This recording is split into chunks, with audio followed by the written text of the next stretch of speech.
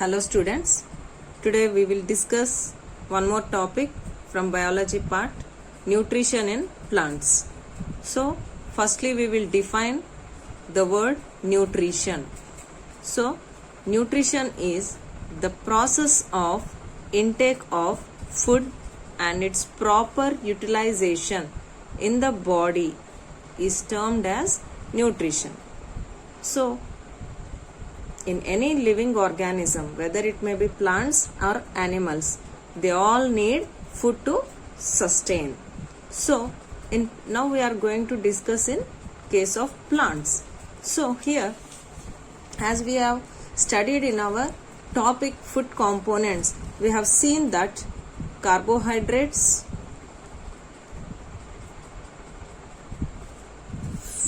proteins, fats, vitamins and minerals,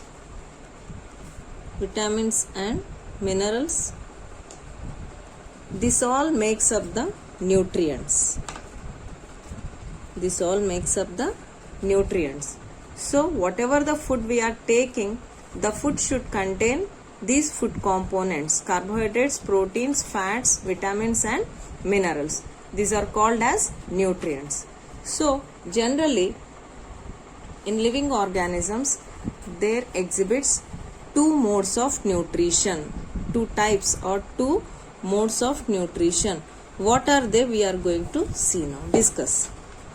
So there are two modes of nutrition. So living organisms broadly they exhibit two modes of nutrition.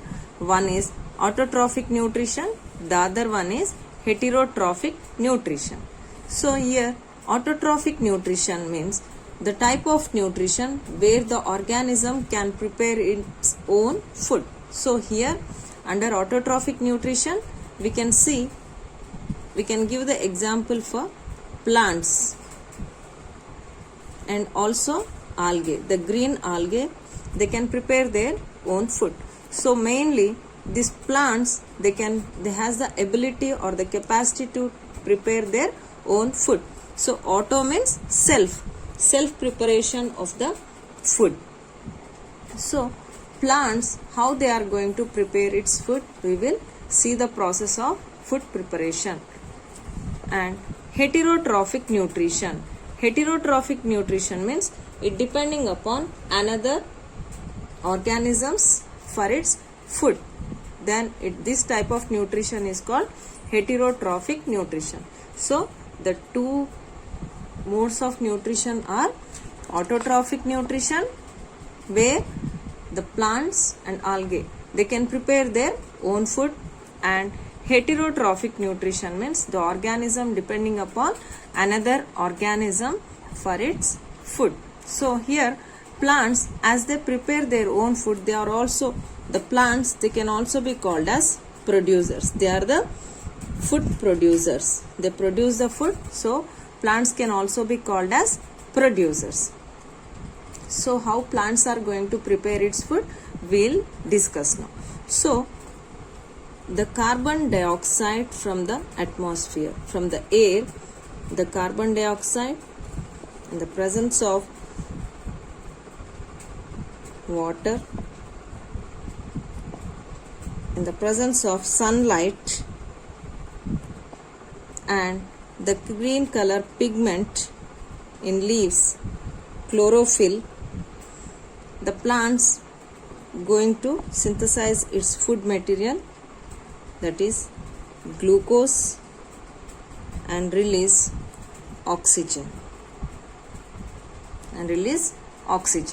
So the plants capture the carbon dioxide from the air in the presence of water and sunlight in the presence of a green color pigment. Chlorophyll is the green color pigment. So this pigment which is present in the green parts of the plant, that is leaves, they has the ability to trap the sunlight and helps in the process of food preparation, that is glucose and release of oxygen. So this process, it is called as photosynthesis. photosynthesis. This total process, it is known as photosynthesis. So the plants prepare their own food with the carbon dioxide, water and sunlight and chlorophyll is called as photosynthesis. So this chlorophyll, it is present in the leaves, in the cell organelle chloroplast. Chloroplast is the cell organelle in the plant cell wherein you can find the chlorophyll, that is the green color pigment. This helps in the trapping of the sunlight, solar energy from the sunlight, and helps in the preparation of the food materials. So glucose is the food produced by the plant. So this glucose is stored in the form of starch. It is stored in the form of starch in leaves and in other parts of the plant. It is stored in leaves and other parts of plant, other plant parts.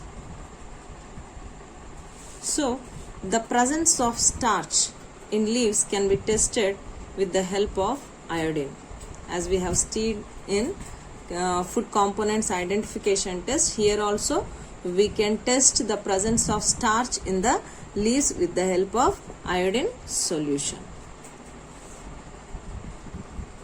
So plants, they require carbon dioxide which is obtained from the air and water from the soil, they absorb through the roots.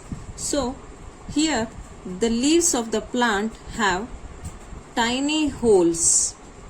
They have tiny holes through which gaseous exchange takes place. That means the plants, they are also respire like us. So through these tiny holes, exchange of gases takes place. So these tiny holes, they are called as stomata. They are called as stomata. They act as nose of a plant. They act as the nose of a plant. Stomata, they act as the nose of the plant.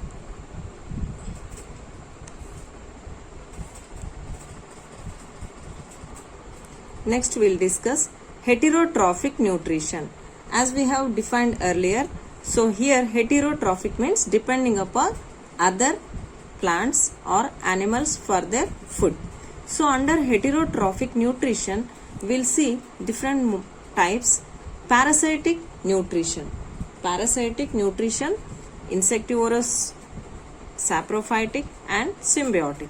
So here in case of parasitic plants,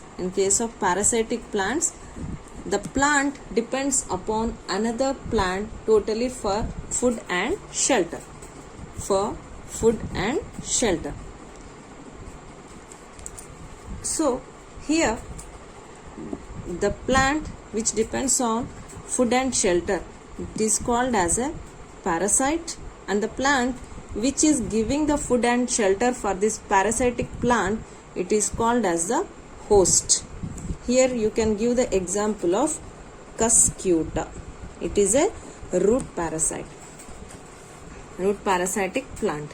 So here this plant, it has special roots for absorbing the food. The special roots through which they are going to absorb the food, they are known as haustoria. The special roots, they are known as haustoria. Next, insectivorous plants. Insectivorous plants, these plants, insectivorous plants, they grow in nitrogen deficient soils. Nitrogen deficient soils. So for the growth of the plant, nitrogen is very important. So which can be absorbed from the soil. But here in case of insectivorous plants, they are grown in the soil where there is nitrogen deficiency. So to fulfill the nitrogen, these plants, insectivorous plants, they trap the insects. They trap the insects, and from the insect's body they are going to absorb the nitrogen for their growth.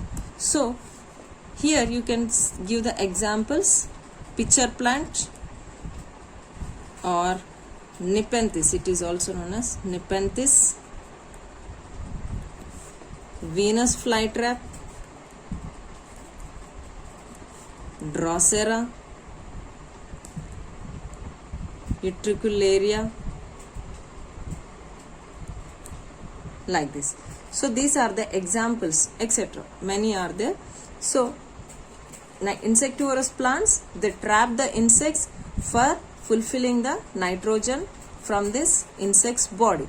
So examples for insectivorous plants are pitcher plant, Nepenthes, Venus flytrap, Drosera, Utricularia, etc. Next type of sap are saprophytic plants. Saprophytic plants, they grow on dead and decaying matter for their nutrition. Dead and decaying matter for their nutrition. Example are mushrooms. They are umbrella like, they grow on the dead and decaying matter for their nutrition. Next are symbiotic type of plant. Next is the symbiotic type. Here both the organisms or plants gets benefited from each other. Here we can give the examples of lichens. Lichens are in symbiotic relationship. Here both algae and fungi live together. So algae and fungi living together, it is nothing but lichens. So here algae has the ability to produce the food, and fungi in return it gives the shelter for the algae from drying up, from the dry conditions. So both are helping each other, both are getting benefited. So this type of plants, they are, or organisms, they are known as symbiotic relationship. One more we can give the example of Rhizobium. It is a bacteria. It is a bacteria. Rhizobium is a bacteria which is living in root nodules, which is living in the root nodules of Dal family plants. Dal family plants or leguminous family. Dal family, like example groundnut. So this Rhizobium is present in the root nodules. It is present in the root nodules. So this Rhizobium bacteria, it absorbs the nitrogen from the atmosphere, and supply it to the plant for its growth. In return, this plant helps the Rhizobium bacteria to stay here.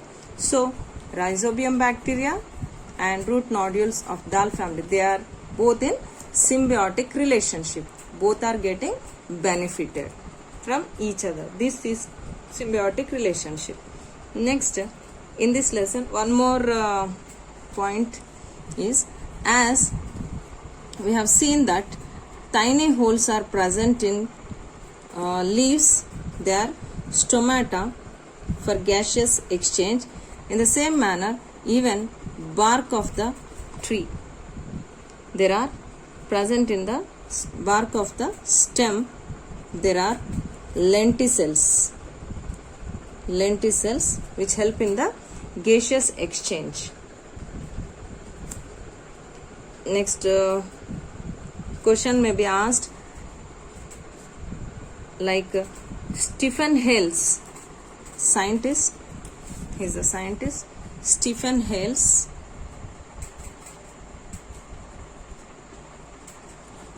who has described that the leaves are the organs for transpiration. Transpiration is nothing but exchange of gaseous exchange, and the excess water which is present in the leaves is coming out through these tiny holes, that is stomata. So this was told by Stephen Hales. And Joseph Priestley is one more scientist who has said that the animals are making the air impure and plants are making the air pure. So this was told by Priestley. And Injun House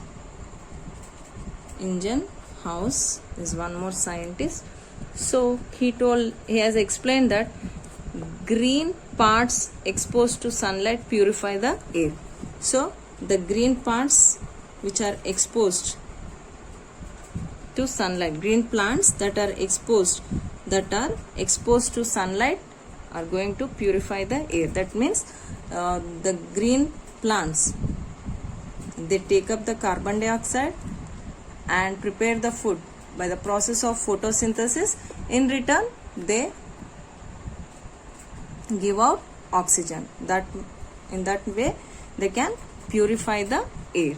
So this is all about nutrition in plants. And keep watching. Please like, share and subscribe for watching more videos. Okay children, thank you.